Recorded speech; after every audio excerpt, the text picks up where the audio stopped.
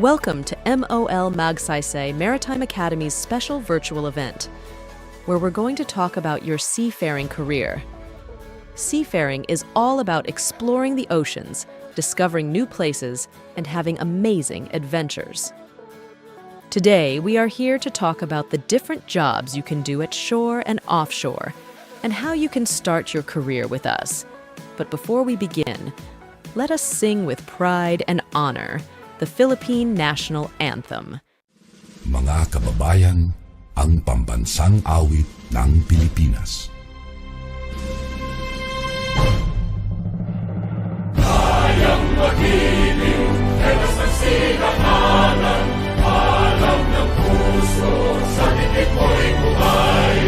Lupang hinirang, tuyag ka ng mag-ibig, sa manlulupin, di ka pasisingil, sa dagatang tutok sa simoy at sa langit ng bagaw, ay hinatang tulad, awit sa pagkayang minamahal, ang isang ng matawad mo'y tagumpay na nag-iibig, ang bituin at araw niya kailan ang ay di magdidinig, luman ang araw ng walhagit pagsingka, mo'y langit sa piling ko. Ang hinigaya ng pagkay mga api, at mamatay ng dahil sa'yo. Before we begin this event, I invite you all to lend your ears to the president of MOL Magsaysay Maritime Academy, Dr. Michael C. Morales. Welcome to the MOL Magsaysay Maritime Academy. I am Dr. Mike Morales. MMMA is a joint venture of two leaders of the maritime industry, Mitsui OSK Lines of Japan and Magsaysay Maritime Corporation of the Philippines. When you train in MMMA, you train with leaders of the industry. We are a maritime school and a school of leadership. Our robust academic program, taught by our highly qualified faculty, is balanced by an intentional leadership development program to develop in every cadet our core values of discipline, excellence, and service. We envision our graduates to be lovers of the sea, engaged citizens, globally competent, critical thinkers and lifelong learners, and ready to adapt and excel in the fast-changing maritime industry of the future. If you see yourself as a leader and a world-class seafarer, then MMMA is the place for you. At MMMA, we train you for life, not just for a job. Thank you, Dr. Michael C. Morales. Now let's give a warm welcome to Chief Engineer Rodel P. Gudian as he shares his valuable testimony with us. Hello everyone. First of all, I would like to introduce myself. I am Chief Engineer Rodel P. Gudian. I was born from the beautiful island of Samar, and they call it as the rice granary of Eastern Samar, Dolores Eastern Samar. I am a pure waray-waray. After I graduated my associate in marine engineering at TIP Manila, I passed on the cadetship program of Southfield Agencies Incorporated and became a utility cadet of the company since 1996 until 1998. I graduated my Bachelor of Science in Marine Engineering at Technological Institute of the Philippines, Manila, year 2000. I started to embark an LPG chemical vessel, Armada Puteri, a sister ship of Milangas, 1998 to 2000, as general purpose for 1 year and engine cadet for 1 year and 6 months.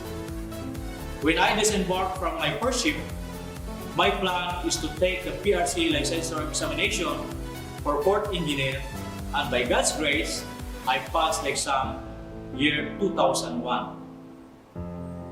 Regarding my career path at sea, I started utility cadet for 3 years, general purpose 1 year, engine cadet 1 year and 6 months, and become a senior engine cadet for 1 year. I also became a motorman oiler for 5 years, then promoted to become a junior port engineer for 1 year, and become a full-fledged port engineer for the period of 4 years in the different types of tanker, chemical tankers, LPG chemical tankers. Become third engineer for 3 years, second engineer for 2 years, and chief engineer for 1 year and 8 months. Regarding my career path at land base, I become a maritime instructor, supervisor, and assessor for the different training centers in Manila in the period of 3 years, and become the practicum site administrator for CRC Training Center for the period of 2 years.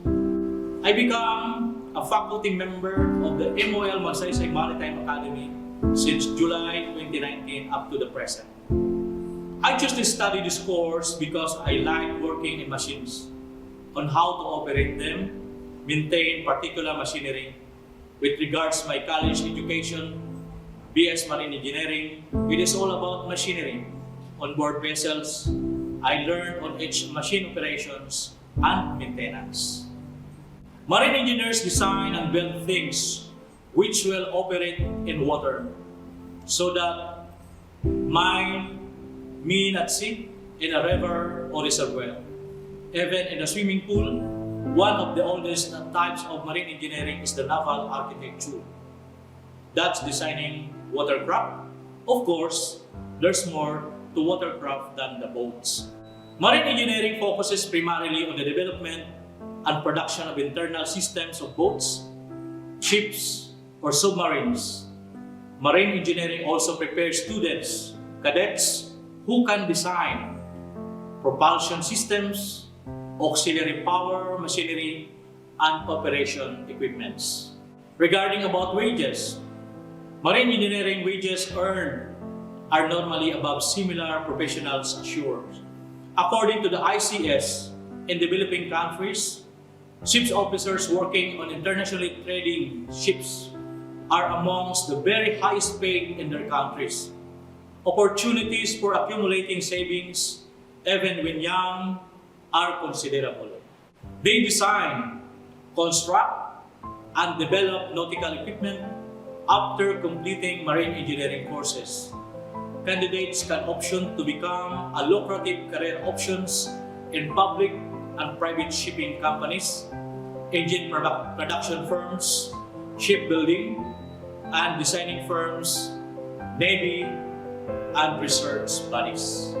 To become a successful marine engineer, you need a strong math and problem-solving skills. You also need experience with computers, especially with CAD software. You should enjoy hands-on work and be able to communicate effectively when giving instructions. The life after doing marine engineering on board a ship is demanding both physically and emotionally. Though most marine engineering graduates, also called marine engineers, go on board ships for work, there are few who choose a shore job as well. If you want to start a successful career at sea, MOL Magsaysay Maritime Academy is the best academy for you. MMMA is a premier maritime school and a leadership school with a world-class facilities for training future maritime professionals. We hone our cadets to become exceptional maritime officers suited for the high standard of our principals.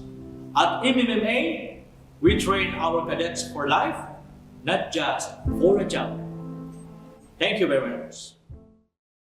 Thank you, Chief Engineer Rodel P. Gudian. Now, let's warmly welcome Cadet Roy John Mendones as he shares his valuable experiences with us. Greetings everyone, my name is Cadet Roy John Mendones, currently the Fleet Operations Officer of the Academy. We'll have our little flashback from my past. Since my childhood, I always wanted to become a pilot of airplane because a lot of my friends wanted to become a pilot because they say that you can travel around the world while earning. So for me, yes, that's good. That's a good idea for me because traveling around the world for free is a good idea. And then at the same time, you will have a high wage. And then as time goes by, I have encountered a lot of friends, and they said that becoming an engineer is also a good idea because becoming an engineer, it means that you will work more on the calculations. And during my elementary days, I'm good at math and I'm competing with mathematics. That time, I realized that maybe I am fit of becoming engineer. And also, as time goes by, I have encountered friends that play sports. So I played sports. I played taekwondo during my elementary days, and then after that, in my high school, I played lawn tennis, and that's where my story started about being a varsity player of our school. And yung mga panahon na yun, yun yung nagko-compete kami ng regionals together with my teammates because we are really hardworking players, and we play tennis 8 hours a day. And then we also share our bondings, and we share a lot of different stories. And then that's where I encountered the maritime because some of my teammates wanted to become a seafarer. Then told me that pwede ka naman maging engineer. Engineer nga lang ng barko. And then napag-connect ko, all of it was connected because nung bata ako, I wanted to become a pilot and nakagala around the world for free. And then next, I wanted to become an engineer. And then next, na-encounter ko yung friend ko sa tennis na sabi niya, pwede kang maging engineer, yun nga lang sa barko. And then, that's a good point, sabi ko. Yes, magiging magsisiman na lang din ako. Magiging marine engineer na lang din ako. And then, also, my parents told me that being a seafarer is a good idea. Because once na naging seafarer ka, once na pumasok ka inside the maritime, you will be disciplined by the school or by the academy because you're going to follow some rules and regulations. You can train your own life there because we seafarers, kapag nandun na tayo sa barko, tayo na lang ang kasama natin. Wala nang kapamilya doon, kanya-kanya na tayo doon. Hindi naman sa kanya-kanya kasi kasama pa natin yung mga iba nating mga crew. Solo na lang natin doon and we don't have other relatives there. Before entering the academy, I tried to go to the other academy and I'm lucky to pass the neuro exam. Then I tried to pass the probationary midshipman orientation, but something happened na low moral ako and then di ako nakatuloy. After that, I enrolled other maritime school outside the academy. And then I realized that ang hirap nga maging seaman, lalo na kapag wala kang backer. You don't have other relatives that connected to the maritime field, to the maritime industry. Na-realize ko rin na I have to do more. I have to push myself and look for other things that can help me and also can help my family. And that's where I started to look for other academy, and nahanap ko ang MMMA. Then I started to search about MMMA, and then question my other friends about MMMA if they know MMMA. And nakita ko ng better opportunities. Nakita ko yung SNPL, which is pwede akong mag-apply. And then nakita ko din yung mga facilities na nagagamit natin as well. So first, I would like to share my journey here inside the academy. The first time I got here in the academy is, as far as I remember, November 5, 2020. The COVID is still around us, and that's the peak of the COVID-19 and a lot of cases outside. We have our quarantine for 14 days, and that's where I encountered my friends from Ilocos, my batchmates, Cadet Galuga and Cadet Domingo, and we shared a lot of stories during that quarantine. And they said that they have they have a seafarer relatives that is a seafarer. Then sinabi nila na na marami mga experience yung mga relative nila about seafaring, and nakakatakot nga. And plus, we have our seafarer's mind na ginagawa ng binabasa. Then I realized that maritime is very challenging for us seafarer because there are a lot of problems and accidents that might happen on board. So after our quarantine, that's the first time also that we experienced our bonfire. December 2020, that's my first time, first Pasko na di kasama yung family ko. And that's the first time din na kasama ko yung mga klase ko inside the academy. Napakarami namin naramdaman nun. And then what we did is just sing and jamming.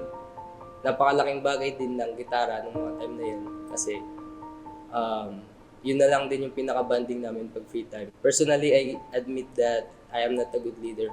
But with the help of the formation officer here inside, the 360 peer evaluation and formation officer evaluation, I managed to lead myself first and realize what do I lack in myself, and realize where did I go wrong, what went well and what went wrong. Luckily, I am appointed to become Group Operations Officer.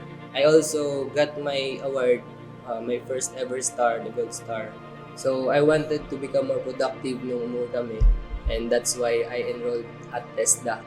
And I took Shielded Metal Arc Welding National Certificate 1 and 2 kasi that's inclined with our profession, and there are times na kailangan namin mag-weld.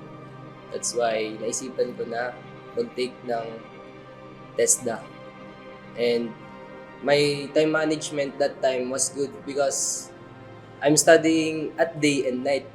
And I can say that management that time was perfect because there are no requirements na late ko na ipasa. All of the academic requirements, I passed that on time. And I am very proud of it. Sabi ko pa sa journey ko, yun na yung bumalik kami dito sa academy. Then we started to train again about ourselves and about our physical development, most especially the leadership. As far as I remember, I told my mentor that I want to step up my leadership, and he said that he listened to me, and then I said to him that next time I want to have a higher position and higher responsibilities for me to extend my limits and to have more experience, because kapag nasa barko na tayo and habang tumataas ang ating posisyon, tumataas din ang ating responsibilidad. So I want to prepare myself, and I am also proud of that because I have that eagerness to reach my goal. I made a lot of realizations again about my past and what is happening. And then I realized that I need to work on this area, and that's where I started to train myself in swimming because we have Bronze Star here. And then that's my inspiration also. That's why I trained for swimming to get the Bronze Star. And also, I want to maintain my academics. I gave my best for my time management, and then also I showed my leadership to my batch and to my classmates, and eventually I got the leadership award, and I completed all the 3 stars. I completed that because just like what I have said earlier, I want to compare a uniform from first year until now. So as I can see, there are a lot of differences, not only for my uniform but also for myself as a leader. And I think that's all for my journey, and what highlights me the most is my physical development, academic development, and my leadership. Most especially the leadership, because there are a lot of things happen. For those people who want to be the part of the fleet, I can say that small steps are necessary and a must. because that small steps can build up and then can become a huge step. So what I want to say to you is every volunteerism that you do, it is counted. So habang naiipon yung mga yun, nasisimulan na yung pagiging paglilid mo sa sarili mo, self-leadership, ika nga nila. After you realize that you are excelling, you are developing, you can realize that you can now lead, and then ma-realize mo din na kailangan mo din mag-step up. So that's the time na mag-step up ka as section leader, group leaders, batch leaders, anything you want as a position in the fleet. So for me, huge development sa akin yan kasi dati I am not interested in becoming an officer because there are a lot of responsibilities that you will take, but don't be scared of that because having a lot of responsibilities means that they have trust on you giving those responsibilities. So why don't you take the challenge, right? That's not only for them but also for you. So I can say that it can be a win-win situation. Just challenge yourself. Before we conclude this short event, our admission process is currently underway, and we are thrilled to inform you that face-to-face entrance examinations are now being conducted. What are you waiting for? Be an MMMA cadet now.